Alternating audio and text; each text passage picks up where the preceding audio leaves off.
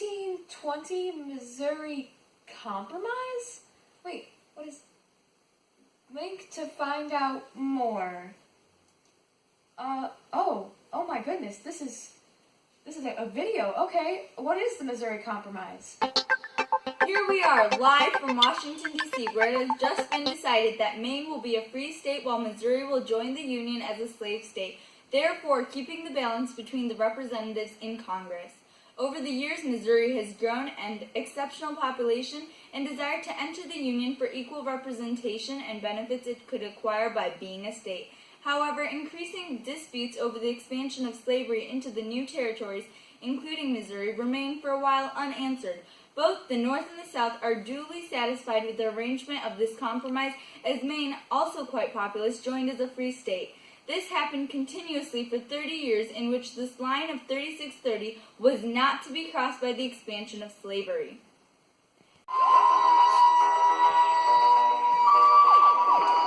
To the Act of Toleration in 1649 that briefly created peace with the Christians by accepting all forms in Maryland. However, it was later repealed in a small civil war. To the next current big highlight, and we mean huge, because our nation is increasingly enlarging. The new term, as stated by the good Sir John O'Sullivan, is, "Our manifest destiny is to overspread the continent allotted by Providence for the free development of our yearly multiplying millions." What he means by this is that our God-given right to obtain all the land from sea to shining sea. This term is used continuously for decades, as seen by the Louisiana Purchase and the Mexican Cession. All of this land aforementioned was needed due to the exhaustion of lands from overworking fields and all the concentration of the population on the east side.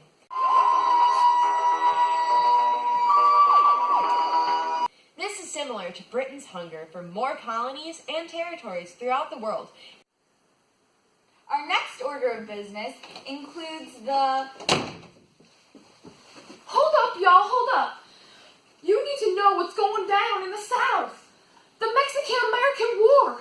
Grab a pen, grab a pencil, and write all this stuff down right now. Okay, so the first thing on my list is don't y'all love Texas? Getting all that land for southern farming? Wouldn't you like the rest of the West? Mexico is not pleased with our actions of adding this glorious territory of Texas to our nation.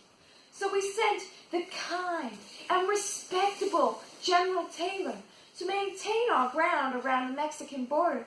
But the aggressive Mexicans started the war upon us.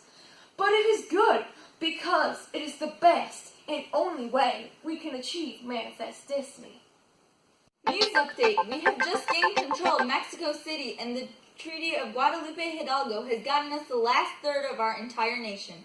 The gain of all this new land caused continued disputes over slavery and its expansion, especially with the issue of who has control in Congress, as seen in the Compromise of 1850. Looking back into our history, the Mexican War is just as we once encroached on the savage Indians and their own land, all the way to John Smith and the Powhatans. Our next article of interest is the Compromise of 1850, which has conflicting opinions. The Compromise of 1850, as we all recently heard, allowed California to come in as a free state, split our new territories into Utah and New Mexico, and determine slavery through popular sovereignty in those territories. Not to mention the elephant in the room, the Fugitive Slave Act. This sign is a direct result from the Fugitive Slave Act and is seen in windows of local shops all over Boston. This compromise was necessary because the recent gold rush caused an influx of immigrants to California, and the required population for becoming a state was met shortly after. This again, however, brought up debates about the balance in Congress, which led to the following compromise to satisfy both anti-slavery Northerners and pro-slavery Southerners. This shows continuity in our government's attempt for balance through these compromises. This need for representation was also seen in our 3/5 compromise, which brought the question of equality and representation for the African American race. Now, Ishii, tell me about the news just in about conflicting decisions made in Congress, similar to the Compromise of 1820, which kept the balance of slave versus free state representation in Congress.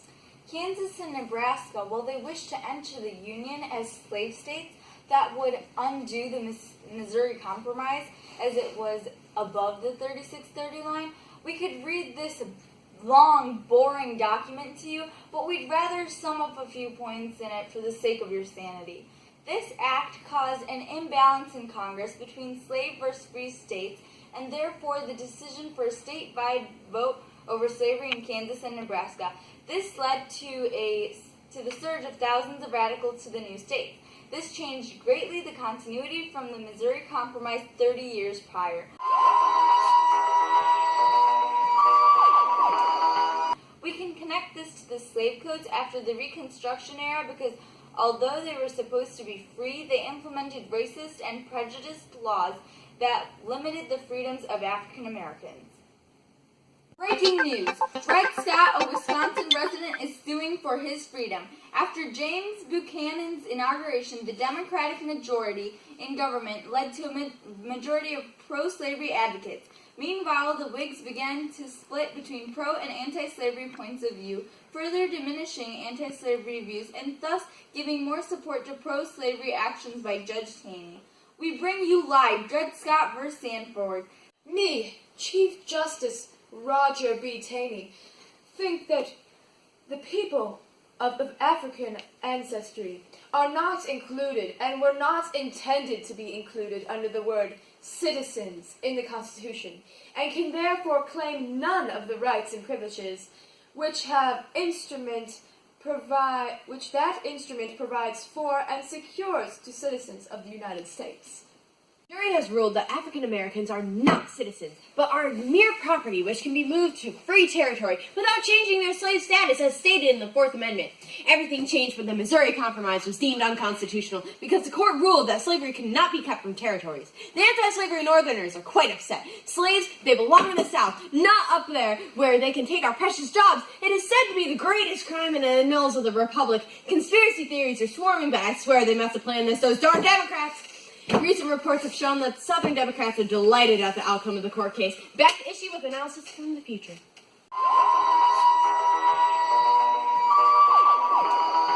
Shows how the country relied on the Missouri Compromise to keep peace. Now that this premise is gone, it is leading to growing chaos and sectionalism between the North and the South. Now that this guideline is null, slavery can spread anywhere. You know, this reminds me of back during the Cherokee Nation versus Georgia, where the court decided against Cherokee Nation's rights to sue in court. Similarly, blacks such as Dred Scott were not considered citizens and had no right to persecute others. Between Lincoln and Douglas, we'll be reacting to the Dred Scott decision this evening. Who will gain the support needed to secure a position in the Senate? Mr. Top Hat or the Little Giant? Mr. Lincoln has just asked Douglas about his stance on slavery. Here's what he has to say. What do you think about slavery? Well, Abe, let me tell you. I think that the people have the lawful means to introduce it or exclude it as they please, for the reason that slavery cannot exist a day or hour anywhere unless it is supported by local police regulations. This also shows the continuing idea of the containment of slavery and the thought that it will die out on its own when subjected to a small area. Most of the country is ambivalent to the issue on the table at this time.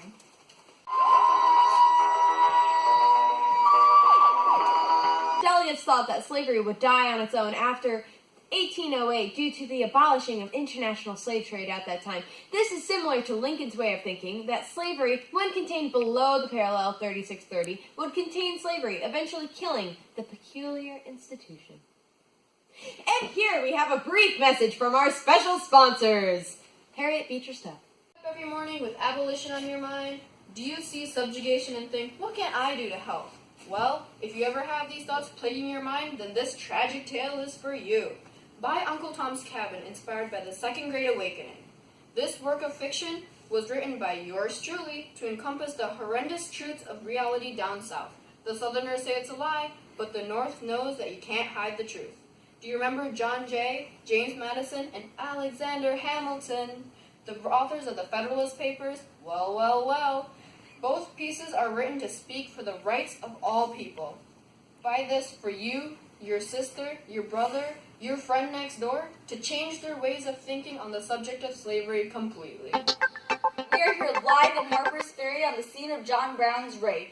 Believing he's God's chosen weapon, he wants to abolish slavery one massacre at a time.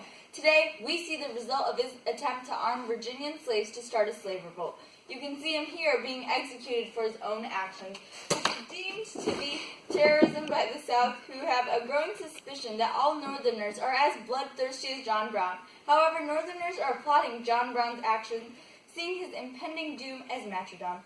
This is a growing problem that we have seen before. Sectionalism, as seen in the crisis of Bleeding, Kansas, where we saw just how violent the division is between the two regions' position on slavery.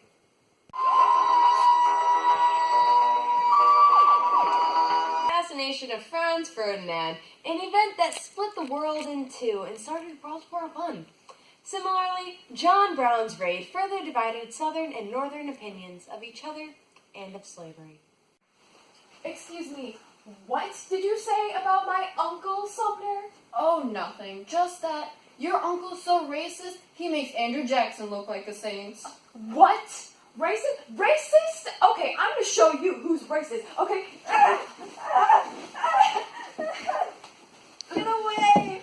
As you can see, this is one example of violence caused by the Kansas-Nebraska Act.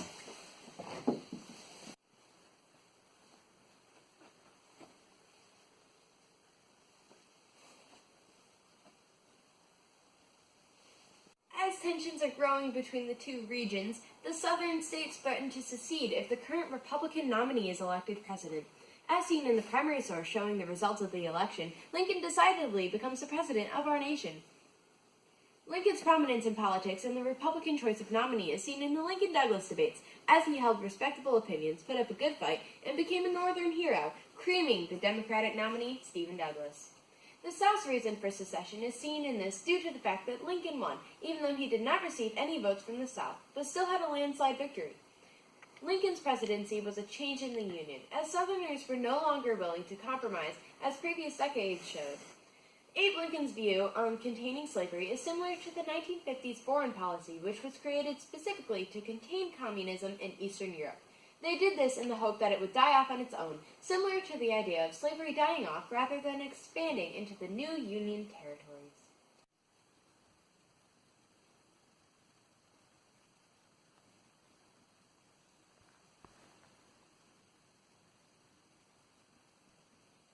Yeah. This sign. Respectful. Respect. I don't like that. Respectable general tailors to maintain our ground around the Mexican border. Mexican border. Mexican. But the aggressive Mexicans started the war upon us.